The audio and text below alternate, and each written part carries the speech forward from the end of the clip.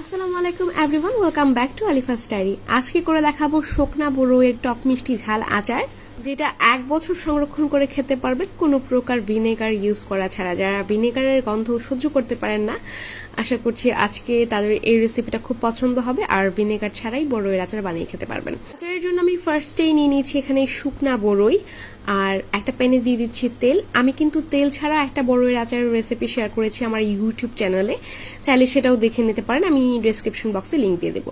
তো আমি সরিষার তেলে এর মধ্যে ফোড়নের জন্য দিয়েছি শুকনা মরিচ, সেই সাথে অল্প পরিমাণ একটু মিষ্টি জিরা মানে মৌরি, আর অল্প পরিমাণ দিয়ে দিয়েছি এখানে হচ্ছে আস্ত 5 ফোড়ন, আর সেই সাথে খুবই সামান্য ছোট 2টা তেজপাতা দিয়ে দিয়েছি। তারপর এগুলিকে নেড়ে চেড়ে যখন হালকা একটা গন্ধ বেরিয়ে আসবে তখন এর মধ্যে দিয়ে দেব শুকনা বড়ই। আর ফোড়নটাকে কিন্তু একদম ভেজে লাল করে ফেলবেন না, যখনই সুন্দর একটা স্মেল চলে আসবে তখনই বড়ইগুলো এর মধ্যে দিয়ে দেবেন। তারপর বড়ই দেওয়ার পর আমি এইটাকে অল্প একটু আঁচে 1 থেকে 2 মিনিটের মতো নাড়বো, এর বেশি নয়। এর বেশি নাড়লে কিন্তু বড়ির যে সুন্দর রংটা আছে সেটা নষ্ট হয়ে যায়। তো 1-2 মিনিট নেড়েচাড়া নেওয়ার পর এর মধ্যে আমি হালকা একটু হলুদের গুঁড়া দিয়েছি, আর হলুদের গুঁড়া দেওয়ার পরেও কিন্তু আমি 1 থেকে 2 মিনিটের মতো নেড়েচেড়ে এর মধ্যে অ্যাড করে দিচ্ছি গুড়। আর এই আচারটা অবশ্যই গুড় দিয়ে দেওয়ার চেষ্টা করবেন, কারণ গুড়ের আচার খেতে অন্যরকম স্বাদের হয়। আমি আজকের আচারে আঠালি আর লিকুইড গুড় দুইটাই ইউজ করেছি। তারপর অল্প আঁচে এটাকে 6 থেকে 7 মিনিটের মতো সেদ্ধ করে নিয়েছি। আর গুড়টা যখন খুব সুন্দর গলে আসবে তখনই কিন্তু চুলার আঁচটাকে কমিয়ে দেবেন, নয়তো কিন্তু নিচে লেগে যেতে পারে। তারপর 6 থেকে 7 মিনিট রান্না করার পর এর মধ্যে আমি দিয়ে দিচ্ছি হচ্ছে বিট লবণ আর দিয়ে দিচ্ছি সাধারণ লবণ। আচারে সবসময় 2 রকম লবণ ব্যবহার করবেন, এতে করে কিন্তু আচারের টেস্টটা খুব ভালো হয়।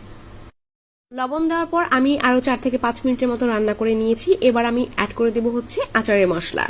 আচারের মশলাটা আমি যেভাবে বানিয়েছি, আমি এখানে নিয়েছি হচ্ছে আস্ত 5 ফোড়ন, নিয়েছি আস্ত শুকনো মরিচ, নিয়েছি আস্ত ধনিয়া। এগুলোকে আমি শুকনো খোলায় টেলে তারপর এরকম গুঁড়ো করে নিয়েছি। আমি কিন্তু একবারে মিহি গুঁড়ো করিনি, হালকা দানা দানা গুঁড়ো করে নিয়েছি। আর সেইটাই এখানে 1.5 চা চামচের মতো আমি দিয়ে দিচ্ছি। আচারের মশলা দিয়ে দেওয়ার পর কিন্তু খুব বেশি সময় রান্না করা যাবে না, আমি খুব ভালোভাবে মিশিয়ে নিয়ে এই চুলাটা বন্ধ করে দিচ্ছি। আচারের মশলা দেওয়ার পর খুব বেশি সময় নিয়ে রান্না করলে কিন্তু আচারটা তেতো হয়ে যায়, তাই মশলা দেওয়ার সাথে সাথে মিশিয়ে নিয়ে তারপর চুলাটাকে বন্ধ করে দেবেন। দেখতে পাচ্ছেন কত সুন্দর কিন্তু আচারটা তৈরি হয়ে গেছে। এটা যখন আরো ঠান্ডা হবে এটা কিন্তু আর একটু আঠালো হয়ে আসবে। আর এই আচারটা ফ্রিজে রাখার কোনো প্রয়োজন নাই, ফ্রিজে রাখা ছাড়া এটা 2-3 মাস পর্যন্ত ভালো থাকবে।